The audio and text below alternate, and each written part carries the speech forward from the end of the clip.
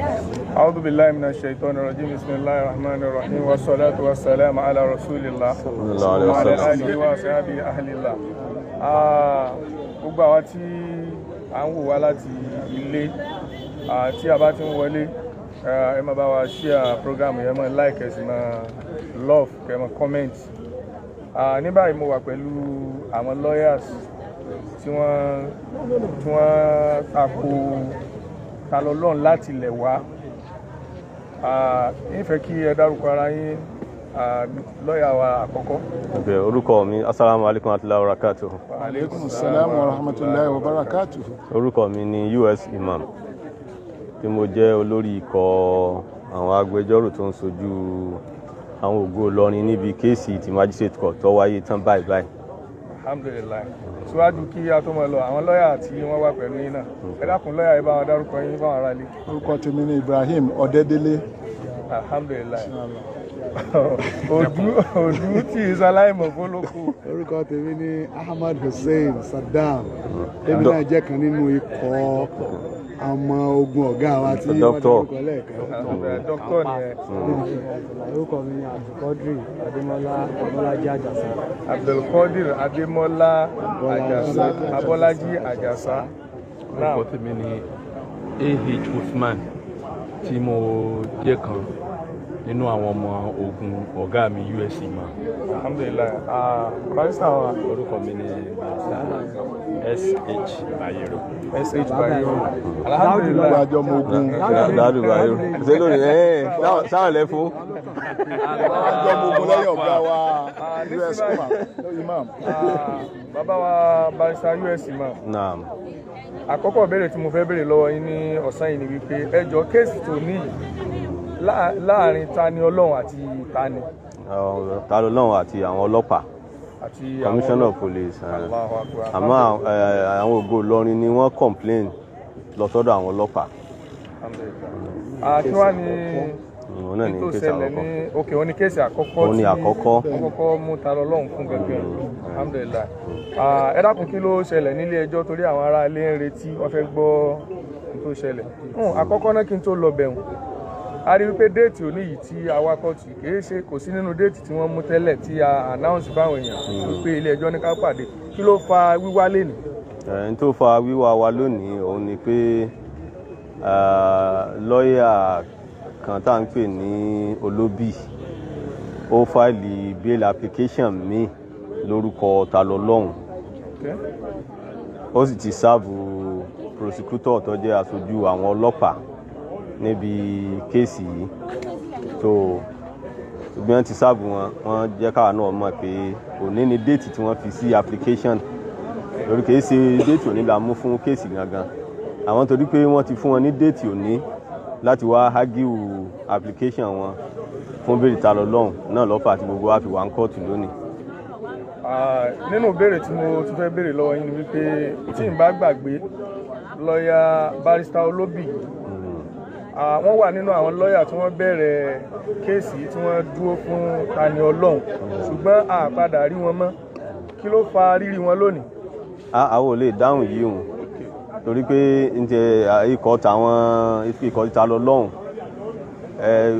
àwọn lẹ́tọ̀ọ́ láti sọ pé lọ́ọ̀yà kan ló gbọ́dọ̀ wá àbí lọ́ọ̀yà kan ni ò lè wá. Lọ́ọ̀yà tó bá ti wá káwọ́ mọ̀ ṣiṣẹ́ lọ ni. Tí kóòtù bá ti rí i pé lọ́ọ̀yà tó yẹ kó wá ní irú bó ṣe ṣẹlẹ̀ ní kóòtù ní ìsìn.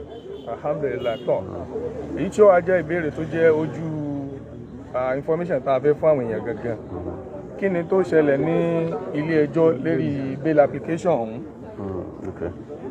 Gẹ́gẹ́ bí mo ti sọ fún gbogbo àwọn tó ń gbọ́ wa tó ń wò wá wípé àwa ń ṣojú àwọn Ògo Ilorin tí wọ́n lọ fẹjọ́ sùn ọlọ́pàá lòun gbé ẹjọ́ wá sí kóòtù. Nígbà tí gbogbo wa sì dárúkọ ara wa fún kóòtù àti ibi tí a fi sí níbi ẹjọ́ yìí ni kóòtù kọjú sí Olóbì wípé ta ni lọ́ọ̀yà Tani Olohun. Ó ní kí wọ́n fún un ní dọ́kúmẹ́ǹtì méjì, èyí tóun fáìlì tó jẹ́ application fún bẹ́ẹ̀lì Tani Olohun àti another one táwọn tiẹ̀ wà aware pé ó ti wà níwájú kóòtù torí pé tó wá jẹ́ pé wọ́n bá ti serve prosecution àwa náà ti wà wíwà pé wọ́n ti fáìlì application láti challenge jurisdiction kóòtù ó jẹ́ pé ó ti di lawyers méjì tó fáìlì application before ilé ẹjọ́. Olóbì ní àwọn fẹ́ gba bẹ́ẹ̀lì rẹ̀, báǹkì àwọn láwọn fẹ́ challenge jurisdiction kóòtù ní ilé ẹjọ́ wá sọ pé kí àwọn olóbì ó lọ kí wọ́n lọ tún lé wọn tò, ta ni lọ́ọ̀yà rẹ̀ kí wọ́n wá yanjú rẹ̀ tó bá di ní 19 tí í ṣe ọ̀túnla.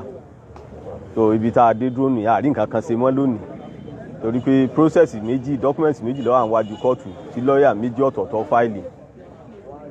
Ọlọ́run jẹ́ ká rí yín pẹ́.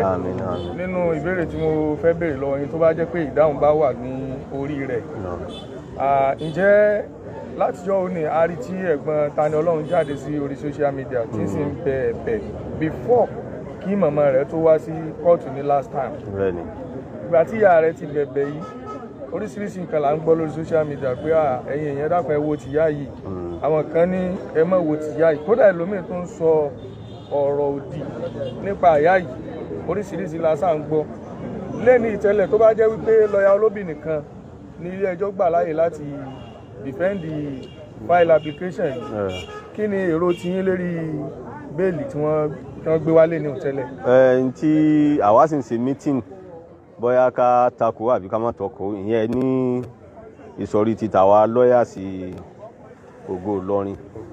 Ṣùgbọ́n lónìí tẹ́lẹ̀ náà application yìí ò tí ì ripe fún gbígbọ́ torí pé àná wọ́n ṣẹ̀ṣẹ̀ sáàbù rẹ̀. In fact àárò ilé àwa tó ní kọ́pì lọ́wọ́ ó sì léwu kákàn dé kóòtù kákàn sọ fún kóòtù pé àrẹ́dì àtakò láì tí ì mọ kí ló wà ní inú rẹ̀.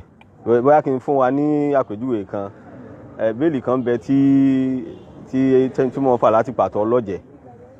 Unfortunately for the defendant, ìgbà tí kóòtù ó fi gbọ́ wa no bench warrant ẹ̀ ní ìgbà tí ó fi di pé kóòtù wọ́n rí àrẹ́sì, kóòtù ti wà ní holiday ìyẹn ní pàtó ọlọ́jẹ̀ upper 2 pàtó ọlọ́jẹ̀. So kóòtù lọ́wọ́ advice wọn pé kí wọ́n gbé application yẹn lọ sí high court. So torí pé bẹ́ẹ̀ pọ̀ nígbà yẹn èmi náà ti sọ wípé mi ò takò mọ́, bẹ̀ẹ̀ nígbà tí wọ́n fáìlì application tí èmi gan kà wọ́n indict èmi gan fúnra mi níbẹ̀. Mo sì pe lọ́ọ̀yà yẹn padà pé tọ̀ níta tí mo sọ fún ọ tẹ́lẹ̀ kò rí bẹ́ẹ̀ mọ́ o, torí pé nígbà tó o bá ti ń sọ wípé èmi ni mò ń delay kéèsì a jẹ́ pé o ti indict mi, so I have to protect myself. So mo ní láti oppose. Wọ́n padà tako bẹ́ẹ̀lì ẹ̀, so àfi ká rí i pé tí wọ́n sọ ń bẹ́ẹ̀ kọ̀tà bá wa torí pé rẹ́kọ̀dù tí wọ́n mọ̀ ọ́ bẹ lọ láéláé ni anybody ló lè gbà á. So ohun tí wọ́n bá sọ ń bẹ́ẹ̀ tó bá ti tako interest wa tá a sì láàtakò náà nù bí ó ṣe mọ̀ wà ń bẹ̀ lọ permanently nìyẹn. So láti ní pé àfi ká wò tá a bá rí i pé wọ́n sọ nǹkan kan tó lè indict àwa, tá a bá jókòó pẹ̀lú àwọn tó gbéṣẹ́ fún wa ṣé ká takò ṣé ká mọ̀ takò, ìgbà tí wọ́n bá fi di ọjọ́ tí wọ́n bá láwọn múfù rẹ̀ á ti agree. Alhamdulillah, nínú àwọn lọ́ọ̀yà tí wọ́n wà bí yìí tábà ní ẹni tó ní especially bàbá wa Kàńpá Ọlọ́run Dr. Fọlọ́nsọ ní fàgbà, ẹ dákun kí ni ẹ̀yin náà ní láti sọ fún wa lórí ọ̀rọ̀ yìí? Assalamu alaikum warahmatullahi wabarakatuh. Wa alaikum assalam warahmatullahi. Èyí tèmi ní àfikúnkún tí ọ̀gá wa Alhaji US Imam tí wọ́n sọ ni pé mo fẹ́ pe àkíyèsí gbogbo ẹ̀yin tẹ́ ń wò wá tẹ̀ sí ń gbọ́ wa káàkiri ayé sí òdodo ọ̀rọ̀ kan tó lè korò létí àwọn èèyàn.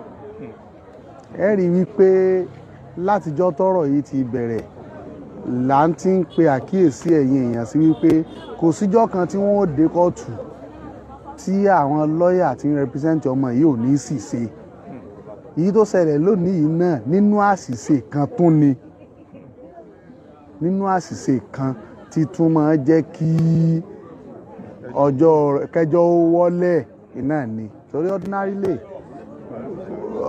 bóyá wọn bá rí motion ẹ̀ gan move lónìí nígbà tán ti sáàbù rẹ̀, kódà tán bá move ẹ̀ àwọn lọ́ọ̀yà wa lè sọ pé kí kóòtù ó fáwọn láyè káwọn fi wá fèsì ìfàtọ̀ tábà fèsì lórí ẹ̀, but for the fact that wípé wọn tún rí bí move lónìí yẹn náà látara wípé ní sàkáání wọn náà sì ní ẹnu òtí kò tí wọn ò fi rí bí move. Nítorí fẹ́ yọ ọ́nbẹ̀rẹ̀ ni pé n ti ń kúrò ní ìjà Ògo Ìlọrin àti Mùsùlùmí n ti ń di ìjà Ọlọ́run fúnra rẹ̀. ó ti ń kúrò ní báwí pé ẹni tó bà lórúkọ jẹ́ Ògo Ilorin àwọn mùsùlùmí àwọn Ìlọrin ní ti ń di báwí àtọ̀dọ̀ Ọlọ́run báyìí so gbogbo ẹni tó bá fẹ́ ṣàánú ọmọ náà ó bẹ́tà kẹ́ mọ́ bá bẹ Ọlọ́run láti sìn ín lọ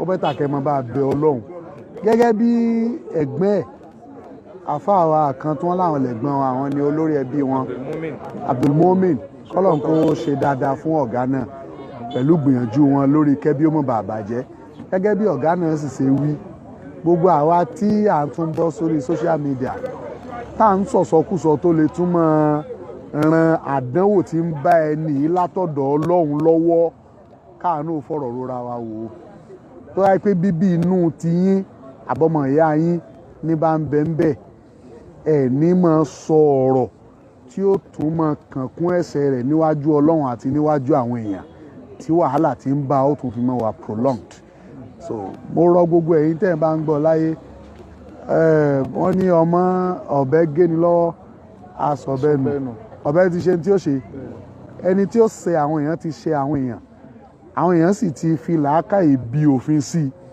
òfin ti ń ṣiṣẹ́ rẹ̀ kódà òfin fúnra ara rẹ̀ ti ń rìláàsì àmọ́ Ọlọ́run ọba ti ń bá a wí òyì tí ń rìláàsì possibly látara ẹ̀yin tẹ́ ń dákun tẹ́ tún sọ oríṣiríṣi ìsọkúsọ kódà a rí nínú àwọn ẹlẹgbẹ́ rẹ̀ tán jọ jẹ́ oníṣẹ̀ṣe tí àwọn jẹ́ olódodo èèyàn táwọn náà ń sòótọ́ jáde pé àbọ̀rọ̀ yìí ti ń rí ìwíkúwí tẹ̀ ń wí kọ́ o ẹ jẹ́ ká dáwọ́ ìsọkúsọ dúró ká sì mọ́ kàn kún wàhálà fún mọ́ ká mọ́ bá a tọrọ ó ti ń tọrọ àforíjì lọ́dọ̀ àwọn èèyàn táwọn tí wọ́n máa ń lọ́dọ̀ ẹ̀ bá lè lọ bá a kan sọ fún un kó tọrọ àforíjì lọ́dọ̀ Ọlọ́run náà torí bí yẹn bá foríjì tọ́lọ́run ọba tí ìforíjì ìṣòro rẹ̀ ò lè tán ìṣòro rẹ̀ ò lè tí tán ọ̀kan tí mo kíyèsí ni wípé àwọn tó bẹ̀ inú àwọn tí màmá lọ bẹ̀ táwọn ẹ̀gbọ́n rẹ̀ ń bẹ̀ inú wọn ti ń rọ̀ gẹ́gẹ́ bí tèmi ń kíyèsí ṣùgbọ́n kò dàbí pé inú Ọlọ́run ti rọ̀ sí torí ìdí èyí tó bá sẹ̀yìn ẹbí ẹ̀ náà bá ní lẹ bá lọ visit ẹ̀ níbi tó wà ẹ sọ fún kó tọrọ àforíjì lọ́dọ̀ Ọlọ́run ó tọrọ àforíjì lọ́dọ̀ tó ṣẹ Ọlọ́run bó ti ṣẹ èèyàn náà ló ṣe ṣẹ Ọlọ́run kó tọrọ àforíjì lọ́dọ̀ Ọlọ́run bẹ́ẹ̀ èmi sì máa ń sọ kíní kan fáwọn èèyàn yín àfáà gbogbo ayé sẹ́rí tí èèyàn bá ṣẹ Ọlọ́run dùn ṣẹ̀ ó dùn tètè tọrọ àforíjì lọ́dọ̀ rẹ̀ kó ètè mójúkò fún yàn àmọ́ téèyàn bá ṣẹ ẹ̀dá mọ́nìyàn tí wọ́n á lọ tọrọ àforíjì lọ́dọ̀ Ọlọ́run bùkátà rẹ̀ ò lè bíyá ẹ̀dá tó ṣẹ̀ yẹn tó kónira bá látara iṣẹ́ ọwọ́ rẹ̀ kan yẹn òun ló gbọ́dọ̀ lọ wá ìdẹ̀kùn fún tára bá dẹ̀ tinú rẹ̀ bá yọ sí ọ nínú Ọlọ́run ó tó yọ sí ọ àmọ́ ẹ̀ṣẹ̀ yìí tó ipọ́ Ọlọ́run ló ní ẹ mọ́ débẹ̀ téèyàn bá ṣe làá tó kọjú sọ́lọ́run mọ́ lọ́ọ́ bẹ́ẹ̀ nísìnyí tẹ́lẹ̀ yìí ó ṣẹ àwọn èèyàn ó sì ṣẹ Ọlọ́run àwọn tán bíi àtàwọn tán fẹ́ràn ẹ̀ wọ́n ti rí i kó ṣẹ àwọn èèyàn ni wọ́n fi ń bá sípẹ̀ lọ́dọ̀ àwọn èèyàn mo fẹ́ kí gbogbo yín náà ó rí i pé ó ṣẹ Ọlọ́run ẹ lè mọ̀ mọ́ Ọlọ́run ẹ lè mọ̀ bìlíìfù nínú Ọlọ́run títí tèmi bìlíìfù but èmi rò pé èèyàn gbọ́dọ̀ wà láyé kó mọ̀ lọ́lọ́run kan tóun náà mọ̀ pé òun lọ́lọ́run gbogbo ohun tí wọn náà bá kà kún Ọlọ́run rẹ̀ yẹn bìlíìfù mo fẹ́ kó gbà pé ó ṣẹ Ọlọ́run ẹ̀dá kan tí ń jẹ́ ìkíní kan tí ń jẹ́ Ọlọ́run ọmọ yìí ṣẹ̀ látara ìwà tó hù sí àwọn èèyàn ẹ wá bá bẹ Ọlọ́run yẹn kọ́lọ́run kó foríjì kọ́lọ́run kó ṣàforíjì kó ṣàmójúkò fún gbogbo wa náà ẹnu díẹ̀ tèmi ní tí màá fi kún un. alhamdulilayi adúpẹ́ fún yín barista wa Adémọ́lá Àjàsá àwọn náà ní ọ̀rọ̀ kan sí méjì tí wọ́n bá wa sọ lórí ẹ̀ ká tó wá lọ sọ́dọ̀ lọ́ọ̀yà àti ìta lọ́lọ́run gangan. Assalamu alaikum warahmatullahi wabarakatuh. Wa alaikum salam warahmatullahi wabarakatuh. Láì dóònà pẹ̀lú àwọn àgbàlagbà àwọn ọ̀gá wa ti sọ ọ̀pọ̀lọpọ̀ ọ̀rọ̀ gẹ́gẹ́ bí gbogbo náà ṣe mọ̀ nǹkan tí ó ṣẹlẹ̀ ní court day in fact eléyìí it wasn't prepared for ọjọ́ Thursday which is 19 òun la prepare fún because ọjọ́ yẹn gangan ni court wa adjourn case sí but to our surprise lánàá la ṣẹ̀ṣẹ̀ get notice of today's matter in respect of bail application wípé wọ́n fẹ́ gbọ́ bail application tí lọ́ọ̀yà Olóbì tí wọ́n file on behalf of Ta Olohun. Be that as it may after ta get notice yìí or information yìí So we do not have any choice. Since we are the one representing the complainant, I mean the nominal complainant. So we need to swing into action. Ká tètè wá bí a ṣe appear ní kóòtù lẹ́ni. And alhamdulillah bàtà dé kóòtù lẹ́ni. Gẹ́gẹ́ bí ẹ̀bẹ̀ tí wọ́n ti ń bẹ̀ látọjọ́ tó ti pẹ́, àwa náà ti rí pé inú àwọn àgbàlagbà ti ń rọ̀, gbogbo àwọn tó ṣẹ̀ náà ti ń rọ̀. Ṣùgbọ́n gẹ́gẹ́ bí Dr. Saddam ṣe sọ àtàwọn ọ̀gá ní US náà, wọ́n rí pé ó dàbí pé Ọlọ́run ṣì ń bínú sí arákùnrin yìí. Because tí ó bá ṣe bẹ́ẹ̀, báwo ni wọ́n ṣe máa ṣe mistake every time? It seems they are divided nínú side ọ̀dọ̀ tiwọn. Because tí wọn ò bá wà divided ni, ẹnìkan file bail application, ẹnìkan file preliminary objection láti challenge jurisdiction kóòtù at this stage. So just to tell you pé ó dà pé inú Ọlọ́run ni ò tí ì yọ ló fà á tí ọ̀pọ̀lọpọ̀ mistake tí wọ́n ń ṣe yìí fi ń persist. But bí tí kóòtù resolve sílẹ̀ ni pé there are two conflicting applications tó wà níwájú ilé ẹjọ́, and when those applications exist, it is better for the court to determine the one that relates to jurisdiction gangan. And that is why there is no way we can go on or they can go on with the bail application. Ordinarily, wọn ò bá kàn gbọ́ bail application ní ọjọ́ Thursday kí wọ́n kádájọ́ dájọ́. But nísìnyí báyìí application méjì ló wà. Ìkan challenge jurisdiction court, ìkan béèrè fún bẹ́ẹ̀lì. So léyìí tó túmọ̀ sí pé inú òfin wọ́n gbọ́dọ̀ kọ́kọ́ determine jurisdiction náà kó tó di pé wọ́n máa sọ̀rọ̀ bẹ́ẹ̀lì. So ẹ rí i pé kinní yẹn ó tún fẹ́ dàbí pé Ọlọ́run bínú. Freedom arákùnrin yìí kò sí lọ́wọ́ wa mọ́, ó dà pọ̀ wá àwọn lọ́yẹ̀ àtàwọn tíìmù wọn ló wà báyìí, àbọ̀wọ́ Ọlọ́run. So náà ni tèmi náà fi support pé kí wọ́n máa tọrọ àforíjì nìyẹn. So nísìnyí báyìí ilé ẹjọ́ tí tó bá di on the 19 yẹn, sí ìtọ́ pé Adégbọlá Abdulaziz Talọ́lọ́run máa wà ń court. Àwọn ó put the question to him, Talọ́lọ́run, who is your lawyer among these two lawyers or among all the lawyers that appear in this matter? So sí ìtọ́ pé òun ni defendant, òun dẹ̀ ní àná, òun lára ń ta, òun lára ń ro, òun ló wà níbẹ̀ yẹn tó mọ bóun ṣe ń feel. So whatever he says on that day ní 19 tó bá ti lè choose pé ẹni tó ń represent òun lélẹ̀, so be it. Tó bá ìjọ pé àwọn méjèèjì náà ní lọ́ọ̀yà òun, so be it. But the only thing tí ó ṣẹlẹ̀ ni pé kéèyàn kan ṣe kíni kó withdraw application ẹ̀ kí wọ́n lè continue with the other one, or kí wọ́n withdraw méjèèjì kí wọ́n mọ èyí tí wọ́n fẹ́ ṣe. So ohun tèmi rí sọ sí nìyẹn. So kọ́lọ̀ ọba kó ṣàánú wa. Ó di 19 a máa expect everybody. Ọba sanyí lẹ́sàn rè. Lọ́ọ̀yà Tani Olohun, lọ́ọ̀yà Olóbì, ṣé wọn ti kúrò níbí báyìí? Ẹ dákẹ́ bá mi wá wọn. Lọ́ọ̀yà Olóbì tó represent Tani Olohun ní kóòtù lénìí, àwọn ni a fẹ́ béèrè ọ̀rọ̀ lọ́wọ́ wọn yìí. Salaam alaikum baba. Wa alaikum salam wa rahmatullahi wa barakatuh. Lọ́ọ̀yà alhamdulillah. Muftahu Olobi. Muftahuddin Olobi. Ẹ dákun kí ni ẹjọ́ tọ́ kìí ṣe ọ̀rọ̀ Tani Olohun kọ́ ló ń dá wàhálà lẹ̀ níbí yìí o. No, kò sí wàhálà o, kò sí wàhálà kankan. Pẹ̀lú ara wọn. Àwọn lọ́ọ̀yà náà ń bára wọn wájú. Ẹ fi ọkàn balẹ̀. Bàbá wa lọ́ọ̀yà barrister Olóbì. Gbogbo ayé ti mọ̀ yín ojú ní ẹ̀ ṣe aláìmọ̀fólókò. Bàbá ní ká tún máa bèrè orúkọ yín bígbà pé à ń waste time yín ni. Kí ni tí ó ṣẹlẹ̀ ní ilé ẹjọ́ lónìí?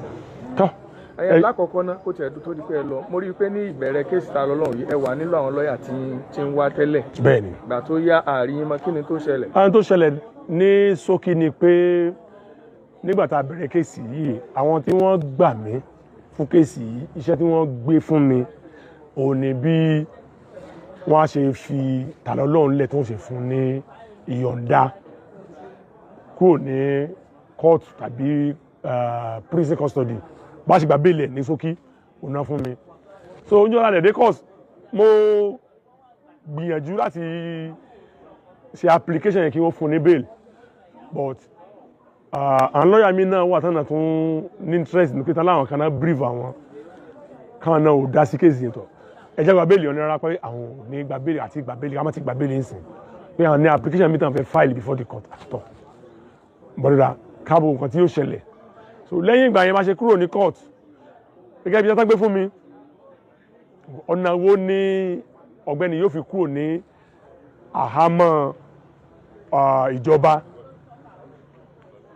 mo wọ́n pè the next thing náà ni pé mo ti wo substance of that case mo rí pé ká bẹ̀bẹ̀ lára àwọn tó ṣe mi báwo ni torí mo lọ bá mo bèrè lọ́wọ́ ẹ̀ ó dẹ̀ sọ fún mi ní kókó pé tọ̀ òun mọ̀ pé ọ̀rọ̀ tán lòun sọ yìí òun sọ lóòótọ́ ọ̀nà wo làbáyọ ọ̀nà àbáyọ ni pé wọ́n ló ṣẹ̀ṣẹ̀ yìí lóòótọ́ ká wọ ọ̀nà bá ṣe bẹ́ẹ̀ bẹ̀bẹ̀ mo ní ìwọ tó wà láhàámọ́ ò lè bẹ̀bẹ̀ o mo ní kí ẹgbẹ́ ẹ̀ tó jà ń tiẹ̀ kó ṣe fídíò ẹgbẹ́ ṣe fídíò màmá náà ṣe fídíò mo rò pé àwọn oníwèé ìròyìn tó dáńtọ́ kó bá gbé sí wà fẹ́ kó bá gbé sí gbogbo àgbáyé wọ́n gbé sí àgbáyé àwọn mo dẹ̀ inú mi wá dùn pé ní àwọn tó ṣẹ̀ náà bẹ̀rẹ̀ sí reason pẹ̀lú wa pé ọmọ yìí pẹ̀lú bí màmá yìí ṣe sọ̀rọ̀ yìí ọmọdé sì ni kí ni age 34 years níta lọ́lọ́run ọmọ kékeré sì ni so bá a ṣe rí i pé ó ń lọ bẹ́ẹ̀ yẹn wọ́n láwọn olòdì sí kí wọ́n fi sílẹ̀ but subsequently la rí pé àwọn kan tó dìde pé àwọn ò ní ká bẹ̀bẹ̀ o wọ́n bẹ̀rẹ̀ sí bú mọ̀mọ́ ẹ̀pẹ́ mọ̀ ẹ̀kọ́ wọ́n bẹ̀rẹ̀ sí bú àǹtí ẹ̀ pé aṣẹ́wó kan nìkan kan bẹ́ẹ̀ ṣá then náà tó lọ pé ẹjọ́ mi ní federal court lẹ́kọ̀ọ́ tọ̀ mọ́tò bá àwọn tí wọ́n gbéṣẹ́ pé tọ̀ ìgbésẹ̀ ìbò láti ṣe wọ́n ní kí n fi kéèsì ẹ̀ kí n rọra dúró sẹ́gbẹ̀ẹ́ kí n step aside for the time being pé nǹkan yẹn náà fẹ́ ṣe káwo ibi tí wọ́n bàjá sí wọ́n dẹ̀ bẹ̀rẹ̀ sí fa lọ èmi ń dúró èmi ń wò wọ́n ràn so at the end of the day suggestion tí mo ṣe níjọ́ kìíní àná pé ká reach out sí àwọn tí ó ṣẹ̀ ká bẹ̀bẹ̀ òun náà náà padà sí pé wọ́n náà padà síbẹ̀ táwọn court inú wa bí olùjẹ́jọ́ gangan yẹn Abdulaziz Adégbọlá Talọ́lọ́hun pé lẹ́yìn oṣù mẹ́ta tẹ́ ní láàrin ọ̀sẹ̀ kan ọ̀sẹ̀ méjì ẹ gbé òun jáde tó òun jáde lẹ́yìn oṣù mẹ́ta ìlẹ́wà tó ní pé ẹ̀bẹ̀ náà ní kóun padà sí ẹ̀bá àwọn olóbì wá bó ṣe rán